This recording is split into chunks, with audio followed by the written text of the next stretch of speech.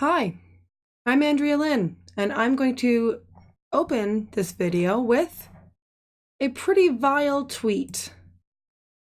It's okay just for today to call Coleman Hughes a expletive. He's arguing against reparations on Juneteenth. He's a expletive Hughes till midnight Pacific Standard Time. So what in the world did Coleman Hughes do to deserve being called a racist slur? Well, he testified what his position was on reparations. It will be good to note also that Twitter did actually remove that tweet. And here it is. You can see my little response. I'll let you guys read that. But yeah, so Twitter took it down, which I applaud Twitter for, because it was racist and should not have been allowed to stay up. Anywho, back to what did Coleman Hughes do? He testified. Okay, so he testified before a House Judiciary subcommittee this past Monday, and he was speaking about his take on reparations. Now, to be clear, I am not making this video to go over whether or not I agree with Coleman's perspective. I do actually agree, but that's not what I'm going to be covering here. This is my take on concerns about those who speak out against the narrative and who don't toe the party line, as it were. Now, Coleman is in fact against reparations, and I would like to outline a little bit of his argument just for context purposes, and then I will move on to the main point. To start, he notes the failure to pay reparations directly after the Civil War is one of the greatest injustices perpetrated by the US government. Then he brings up current incarceration and homicide rates amongst Black people, along with the lack of affordable health care, noting maybe more current issues that need to be dealt with today. Then he says that everyone close to him told him why he should not testify. So he was coming into this quite aware of the backlash he would receive. So I'd like to applaud him for being willing to speak what he believed on Monday. So Coleman, you have mad respect from me for that. It's important to note that he does say that we should pay reparations to those who grew up under Jim Crow laws and were directly affected by second-class citizenship. But I'd like to show you a short clip of his closing statement because I don't think I can say it better than he can say it himself.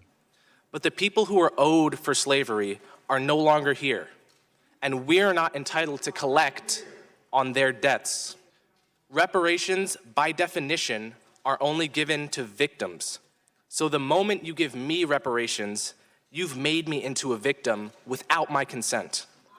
Not just that, you've made 1/3 of Black Americans who poll against reparations into victims without their consent. And Black Americans have fought too long for the right to define themselves to be spoken for in such a condescending manner. The question is not what America owes me by virtue of my ancestry.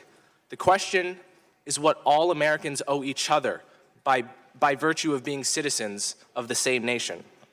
And the obligation of citizenship is not transactional. It's not contingent on ancestry. It never expires, and it can't be paid off. For all these reasons, Bill H.R. 40 is a moral and political mistake. Thank you. Thank you, Mr. Hughes. Could you hear the boos? So why is he getting so much backlash over sharing one side of the argument? Almost prophetically, I spoke about this very subject with Mike Nana and James Lindsay last month when we were talking about applied postmodernism or the social justice left. Here's a scenario I don't get. If the white person is saying the rhetoric that is the woke postmodernist rhetoric against the person of color who disagrees with it, who is right? the white person is perpetuating theory. It's always the person pushing theory that's right. That's the whole thing. Everybody thinks it has to do with skin color, but skin color is secondary. It's that theory can't be wrong is the first and only rule of this game.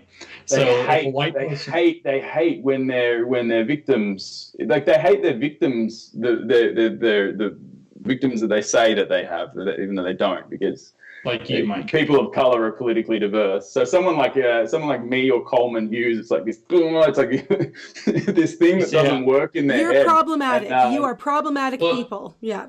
You are. Well, but we're problematic because we're more useful. So the people who aren't fully into this ideology are more likely to listen to, say, someone like me or less me because I'm kind of a bit light skinned. But I mean, having these intersectional variables and speaking your mind, I think that is the way you get through to a lot of people on the edges of this ideology. Mike literally cites Coleman as an example of someone who is not liked because he refuses to be a victim. What this shows is that you can't stray from the narrative or, as Jim says, the theory too far without feeling the consequences. If you are vocal about disagreement, as we saw, you will be denounced and have racial slurs thrown at you. You could just say that that was one extremely rude tweet and Twitter removed it themselves. So let's move on. Let's not add to the outrage. Okay, I understand that. And I don't want to be adding to the outrage, but I also I want to be looking at what the grievance studies group, so Mike Nana, who I interviewed along with James Lindsay, and then also Helen Pluckrose and Peter Boghossian, their whole reason for looking at grievance studies, as they call it, and getting their papers in these high profile, what is seeping into our society, what is being taken as fact. Looking at this reaction to Coleman's testimony, Mike and Jim basically called it. They literally named him. They named Coleman Hughes as an example of someone who is not liked in this particular applied postmodern narrative. So it does concern me that, this is at the government level.